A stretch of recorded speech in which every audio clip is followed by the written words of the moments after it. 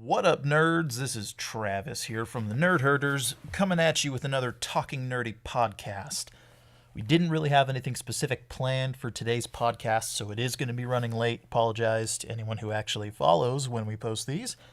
But today, what I wanted to do is talk a little bit about my personal Dungeons and Dragons world. This is a universe that I created all by myself. The first time that I seriously took on the role of Dungeon Master. And with this world, I think the first campaign ran about 2 years long. And after that solid 2 year story, we kind of on and off visited it for different there was a few one-off sessions, and then there was just a lot of times where we're like, let's start a new campaign, and then that completely fell through. So what I'm going to do is I'm just going to kind of walk you through some of the history, some of the lore, some of the stories about what went down. So to start off, apologies, I'm out of breath here.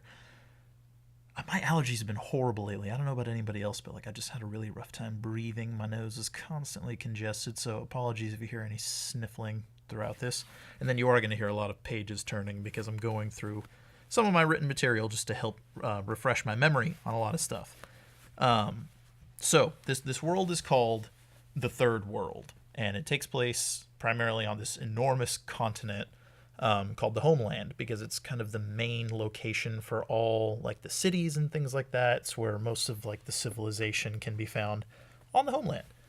And at the start of this story, it initially starts in this city called Ralstivor, which when I created it, it was just an anagram of the author R.A. Salvatore that wrote a lot of the Forgotten Realms Dritz stories and Dungeons and Dragons books and things like that. So it's called Ralstivor. And in those early days, it was ruled over by this dude named King Hammond. And Ralstivor was pretty cool because it was kind of a melting pot. All the races were pretty much allowed there. They didn't have any serious restrictions. There was a lot of not vague racism, because sometimes it got pretty bad against tieflings, especially. They're kind of the outcasts of most societies. So for the most part, they were nomadic. You really didn't see them settling down anywhere for too long, just because they are of infernal lineage at some point. So they're looked at with contempt for a lot of reasons. And then half-orcs, obviously, an orc is a monster, so them being half-orc, people are just kind of grossed out by it, don't understand it. Half-elves were pretty much always tolerated, but there was a super elite racist clan of elves called the Keebler clan, which was a reference that was taken from an old campaign that another friend was dungeon master over. I had actually texted him when I started this, and I was like, hey, would you be okay if I just took some of your lore and stories and things for the sake of my story? And he was okay with it. I didn't want to steal his jokes and whatnot, so I just let him know what I was doing, and he was okay with it.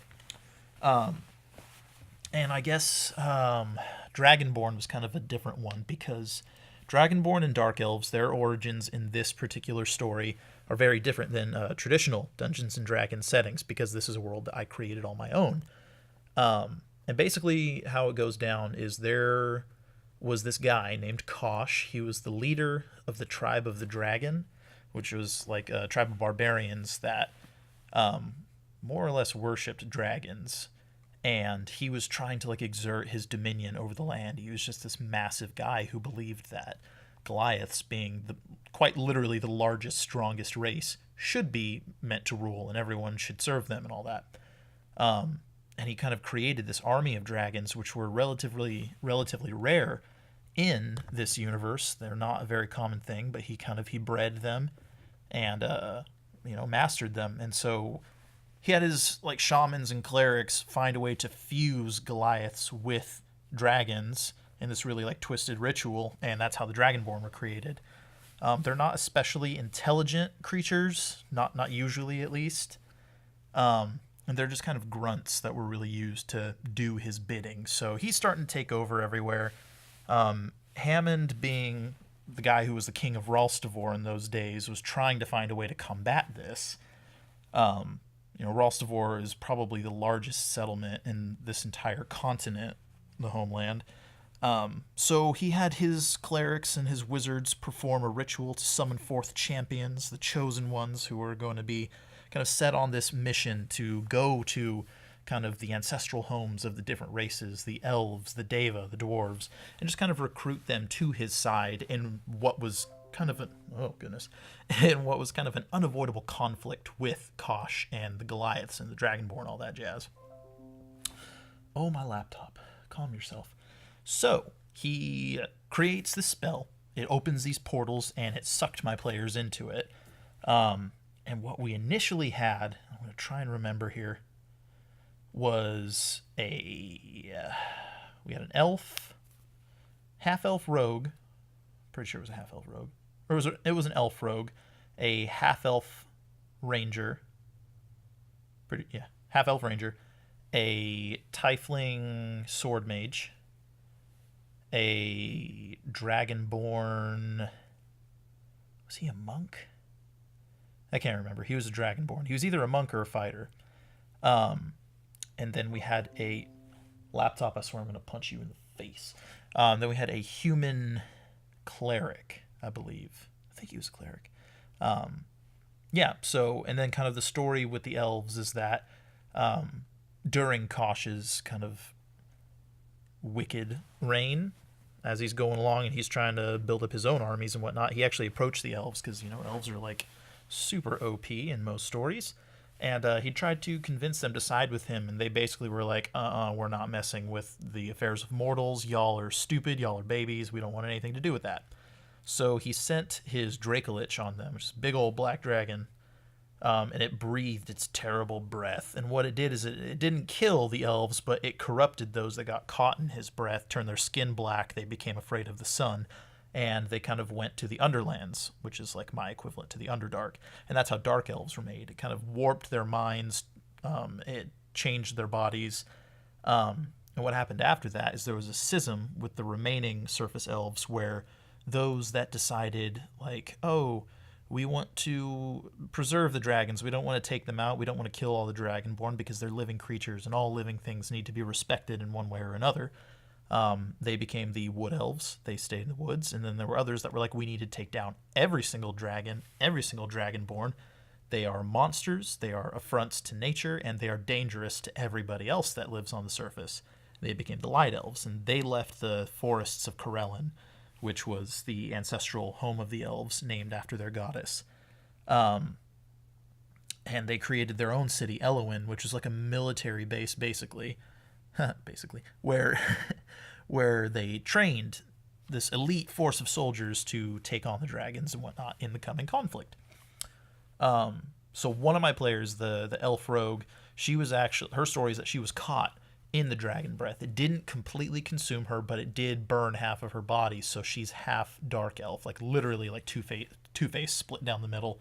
So she had kind of a volatile personality, which was a lot of fun to play with. So our first session, we started off, they're going through the portal. They wind up in the throne room of Hammond in Ralstovor, and he kind of recruits them saying, like, I need you to go on this quest. I need you to talk to these races. I need you to turn them to my side so that I can take down Kosh. And most everybody was like, yeah, sure, let's do it. There was a couple that were like, nah, not interested. And one guy was like, well, what's in it for me? So they were persuaded, in a manner of speaking, that they would get all kinds of gold and treasure and experience and things like that. So them being good adventurers, first thing they do is go straight to the tavern. And they had all kinds of discussion there with different people. They found this little pouch that had a black gem in it. And something that they kind of touched on, but they never really got into, is that the black gem had a curse on it. There was some deal that was going down where it had been lost or misplaced. And like one band of rogues had put like magic on it so they could track it. So whoever took this valuable gem could be taken down and have the gem recovered and all that stuff. It didn't quite happen with them, as far as I remember. But yeah, there was that went down. So after the tavern, like during the tavern, actually, there was a dragon attack on the city. This was kind of Kosh's way of saying, like, I know you're up to something, and I'm not going to tolerate it. This dragon's hopefully going to take out whoever your chosen ones are. So this dragon attacks, and I remember the fight just being super epic. Everyone was very involved at the time. And I had one player. Oh, and I had a human like rogue assassin. We all called him Shadow Man just because he wasn't always there, so he would kind of stick to the shadows. And whenever he wasn't there, people just assumed, oh, he's just hiding in the shadows, but he's here. But so we called him Shadow Man. And during this fight, I remember he jumped on top of the dragon's back and was like holding on to it with his like daggers set into it so that he could like ride it. And then our sword mage cast this huge fireball, and like the way fireball works is it hit every square the dragon occupied.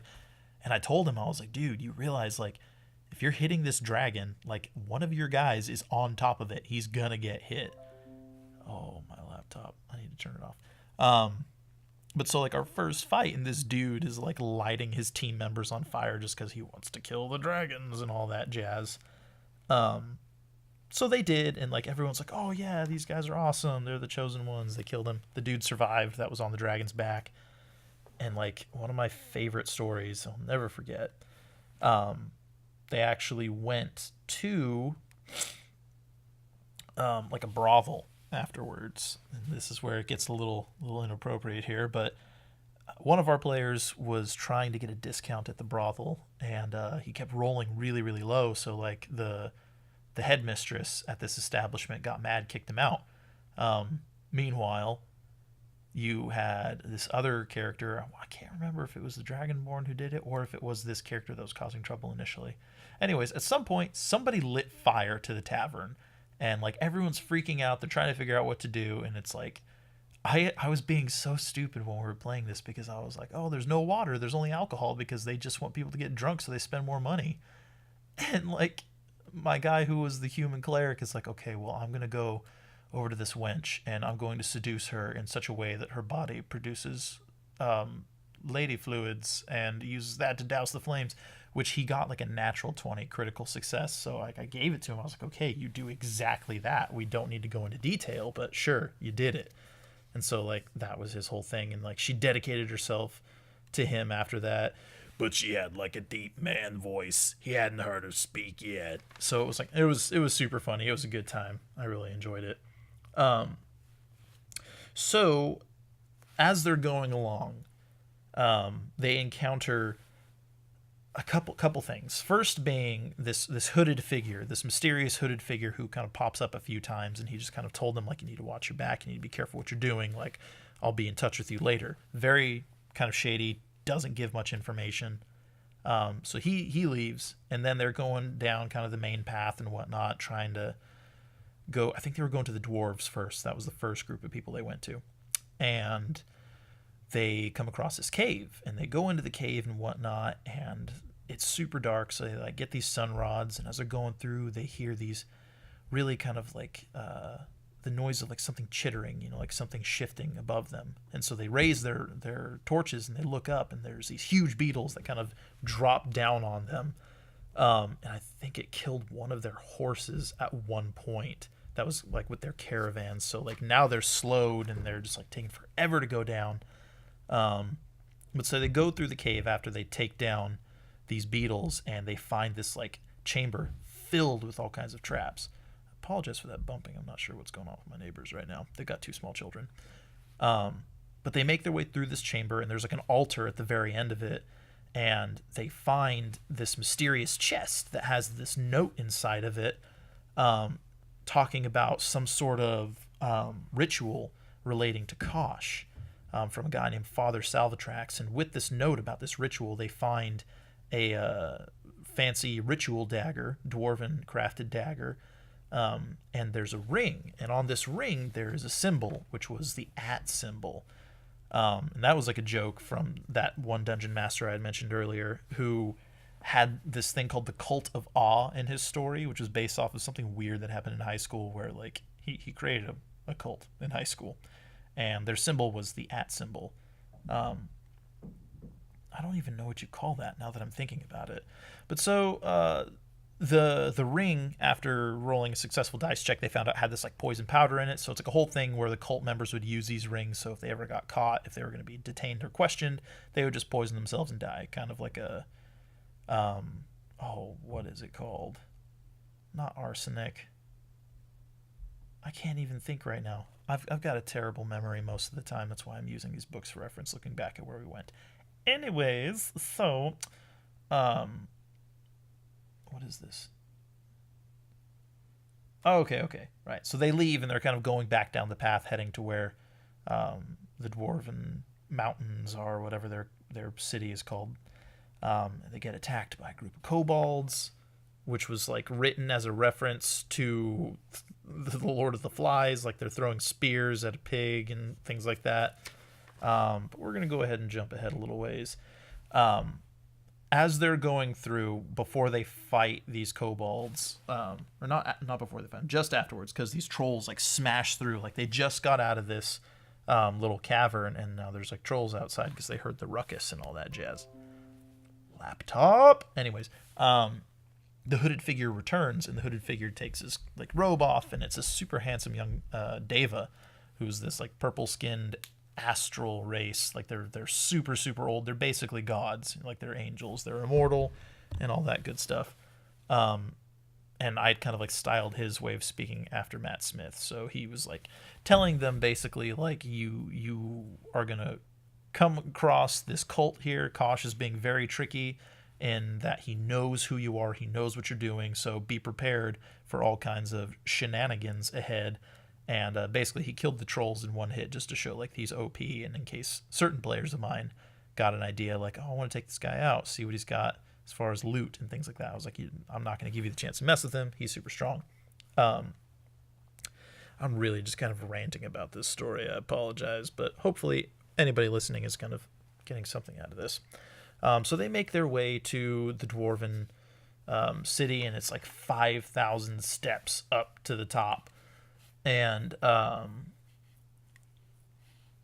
brain.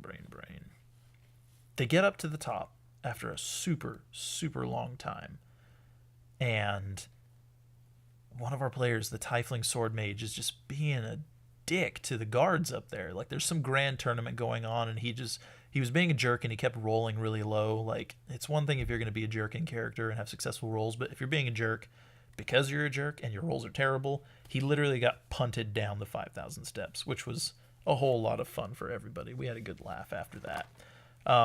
So the gang enters this tournament, and they end up like kicking butt and whatnot, and they just kind of go through multiple tiers in this, and they find at the last tier it's a baby dragon, but the dragon's been severely wounded, and it was going to be more of like a symbolic round where it's just like kill the dragon because Kosh is trying to come into our mountains and tell us how to live our life. Basically, the dwarves were against this dude Kosh. They were like, we recognize he's a bad dude. We don't want anything to do with him. So like, yeah, sure, we'll team up with Hammond. But so they wanted them to kill this dragon, and then the gang's like, they kind of unanimously voted like, no, we don't want to kill it. It's a baby. So they set it free, and the dwarves are super mad. So they have this audience with the king of the dwarves. And he's this really old guy, and he's like dying and things like that. So Mayor Mushi. Oh, right. So they basically tell him like, hey, we're here to like get people to side with Hammond for the upcoming war. We don't like Kosh, but at the same time, like, we're not going to kill baby dragons. Like, they don't know any better. They're just creatures. So he's like, yeah, sure, I get your point. Now get out of my city. We'll connect with Hammond or whatever. We'll send a raven. And so after that, they decided to go down the mountain, down the river and all that. They were going to go to this place called Fish Camp, which is where things really started to get interesting. It was on their way to the Elven Forest of Corellin. So they go to Fish Camp, and Fish Camp is another thing that I had taken from the previous session, or the previous Dungeon Master that I had taken a couple things from, because we had so much fun interacting with the people there. It was just a little fish camp on the edge of the water. It's a tiny little village, and the people were all just super weird. So we get there, and like the first thing that happens is let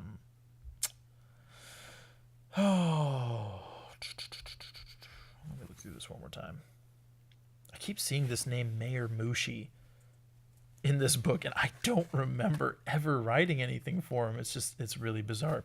Anyways, they were interacting with people in the town, and they like talk to this soothsayer, and he's like, oh, you're going to want to go to the graveyard. There have been strange happenings there. So they go to this graveyard, and there's like a mausoleum that's open, and they go down there, and they see like the cult of Awe. They see this cult that's like summoning a demon, and they are trying to fight it, but this was one of those instances where I wanted my players to know, like, there are going to be times where you have to run from a fight instead of stay and just fight to the death.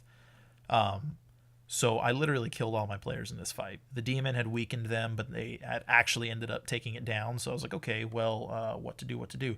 The ground starts to shake, and the ceiling collapses. You're all crushed under the weight of the mausoleum as it comes down on top of you. And they wake up in the land of the dead, and that's when they're introduced to the Raven Queen, who's the goddess of death. And she basically tells them that Kosh is killing so many people and he has so many plans to kill others that she's charging them to go in her name and prevent him from. Oh my god, I know I've said 1,000 times I need to shut that laptop off, but I didn't, and I'm probably not going to because I'm lazy. And I'm actually recording this in my closet because my pants that are hanging up absorb the sound. Anyways, so the Raven Queen is like this beautiful lady who's kind of shifting between like young and old. And she lets them know, like, they're the chosen ones and they were chosen for a reason. She tells them to beware the revenants, which is funny because I never actually utilized the storyline with the revenants. It ended up not getting to that point. So they leave the goddess of death with these enchanted weapons. I think I made them level up like 2 or 3 times after that because I wanted them to be like stronger for coming back from the dead. And she also gave them enchanted horses that didn't need food or water or to sleep. They could move super fast, basically as a way of getting them through the land a whole lot quicker. So when they come back from fish camp, or when they come back from the grave, they like end up waking up in the graveyard and like they've got all this cool stuff now. They find out that all of the villagers have been turned into zombies. They were all slaughtered by the demon and then resurrected in some way, shape, or form. So they need to get out of there because there's just I remember I used bottle caps as my monster markers and I just covered our playing board with bottle caps. I think I had like 5 or 6 people, maybe more than that. I don't remember. 5 or 6 people for this particular session, but I just put dozens of bottle caps there, and they're like, oh, okay, so this is one of those times where we want to just run. So they ran, and they ended up getting to. Oh, looks like I had things backwards. This is actually where they got to the mountains. Anyways, so we're just gonna fast forward to when they went to the woods, I think it is.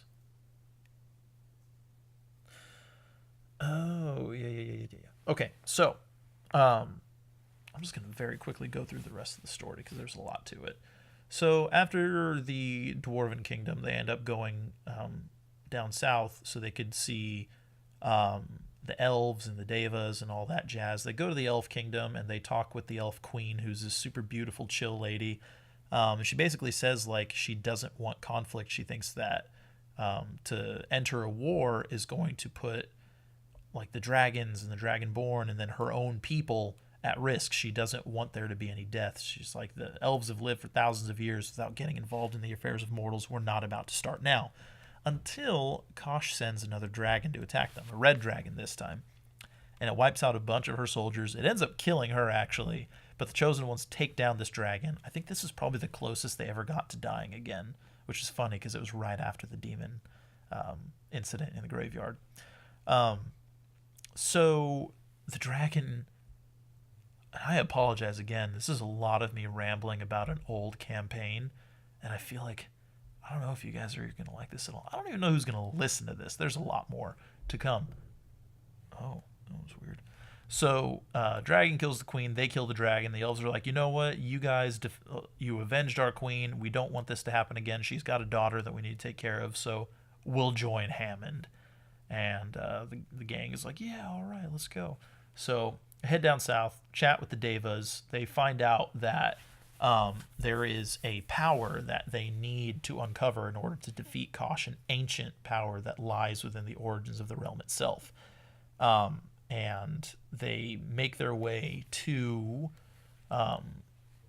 this map that I had drawn up had a section that was marked unknown, and I knew what I was going to have for it, but none of my players did. I had just drawn this picture of what looked like Disney Castle. So they go there, And we had this really weird quest that was based off of a trip that Aaron and I had taken. Aaron and Sam were actually both players in this campaign.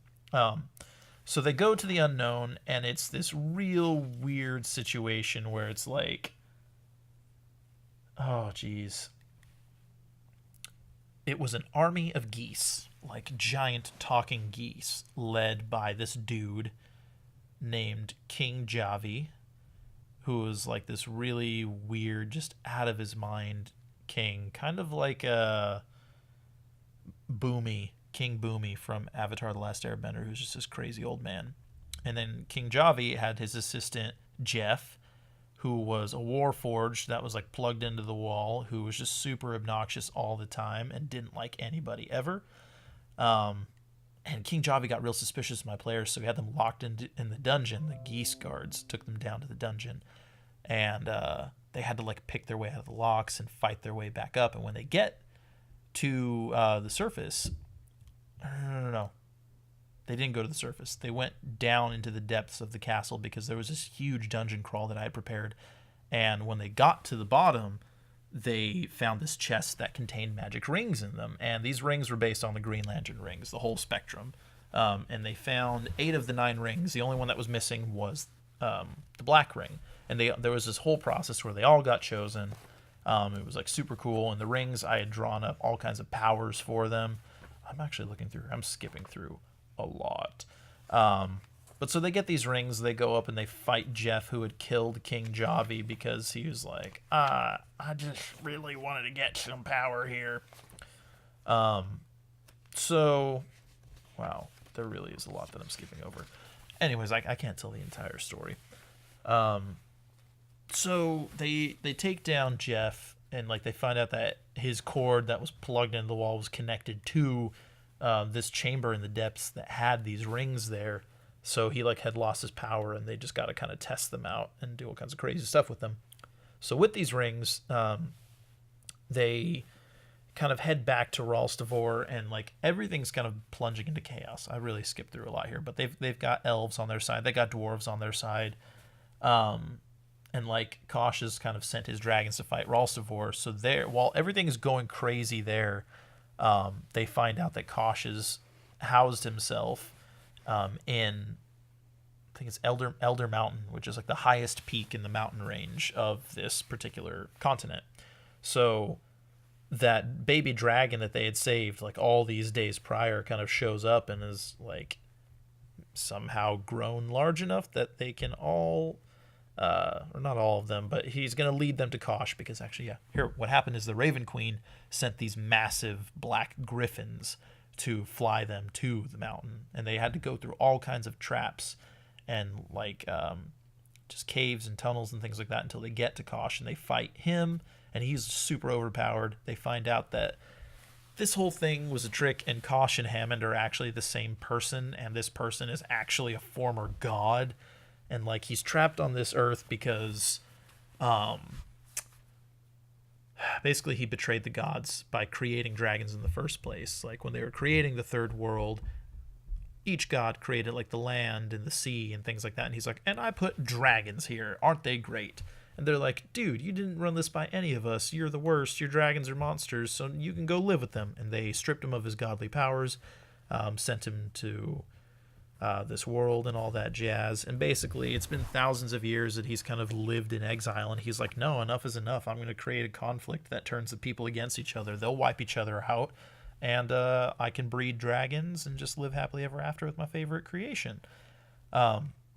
So there's the big reveal that Kosh and Hammond are the same person, and they're like torn because they're like, oh, why would he send us on this quest? And it was, I don't know, I didn't think everything through, so there isn't really a good answer for that. Basically, they fight him, and he's not, like, they're having trouble killing him because he also has his big old black dragon, the Dracolich, which is an undead dragon.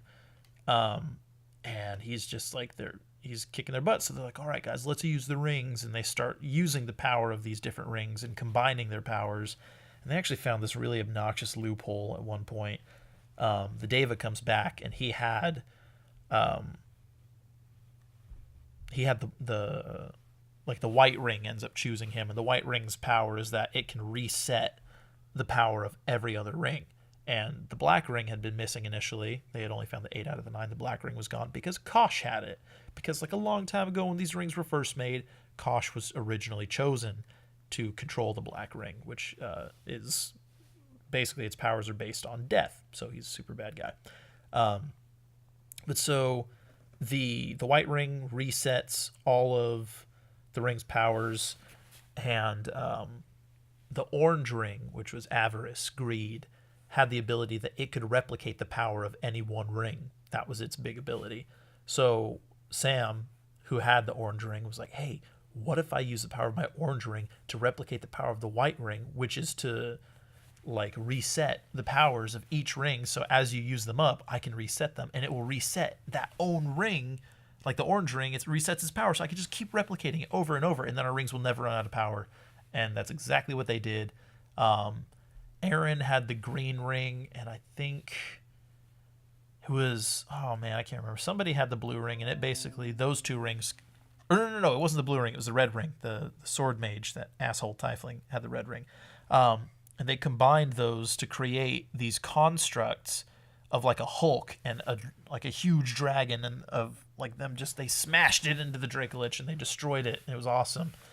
But then there was this whole thing where Kosh was destroyed. He was defeated. But the cult that was following him, that was doing these terrible things, was not. And they had found a way to flee to another dimension.